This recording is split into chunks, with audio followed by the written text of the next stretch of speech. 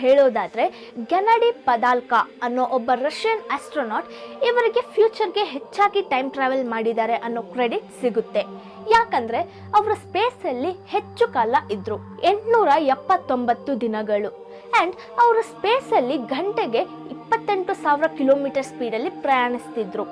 ಆ ಲೆಕ್ಕದಲ್ಲಿ ನೋಡೋದಾದ್ರೆ ಇವರು 0.02 ಸೆಕೆಂಡ್ಸ್ ಫ್ಯೂಚರ್ಗೆ ಟ್ರಾವೆಲ್ ಮಾಡಿದ್ದಾರೆ. ಭೂಮಿ ಮೇಲಿರೋ ಜನರಿಗೆ ಕಂಪೇರ್ ಮಾಡಿದ್ರೆ ಅವರ ವಯಸ್ಸು 0.02 ಸೆಕೆಂಡ್ಸ್ ಕಡಿಮೆ ಇದೆ. ಅವನು ಅಷ್ಟು ಯಂಗ್. ನೀವೇನಾದ್ರೂ ಇದನ್ನ ಥಿಂಕ್ ಮಾಡ್ಕೊಂಡು ಬೇಜಾರಾಗ್ತಿದ್ದೀರಾ, ನಮ್ಮ ಹತ್ರ ಇಂಥ ಒಂದು ಟೆಕ್ನಾಲಜಿ ಬರೋಕ್ಕೆ ಸಾಧ್ಯ ಇಲ್ವಲ್ಲ ಅಂತ. ಇಷ್ಟು ಸ್ಪೀಡಾಗಿ ಟ್ರಾವೆಲ್ ಮಾಡಿ ನಾವು ಫ್ಯೂಚರ್ಗೆ ಹೋಗುವಂಥ ಟೆಕ್ನಾಲಜಿ ಇಲ್ವಲ್ಲ ಅಂತ ಬೇಜಾರಾಗಬೇಡಿ. ಯಾಕಂದ್ರೆ ಟೈಮ್ ಡೈಲೇಷನ್ಗೆ ಐನ್ಸ್ಟೈನ್ ಇನ್ನೊಂದು ಮಾರ್ಗನ ಹೇಳಿದ್ದಾರೆ. ಅದೇ ಗ್ರಾವಿಟೇಷನಲ್ ಫೋರ್ಸ್ ನ ಯೂಸ್ ಮಾಡೋದು.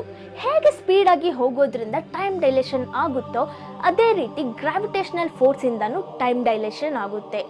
ಎಲ್ಲಿ ಹೆಚ್ಚು ಗ್ರಾವಿಟಿ ಇರುತ್ತೋ ಅಲ್ಲಿ ಹೆಚ್ಚು ಟೈಮ್ ಡೈಲೇಷನ್ ಆಗುತ್ತೆ.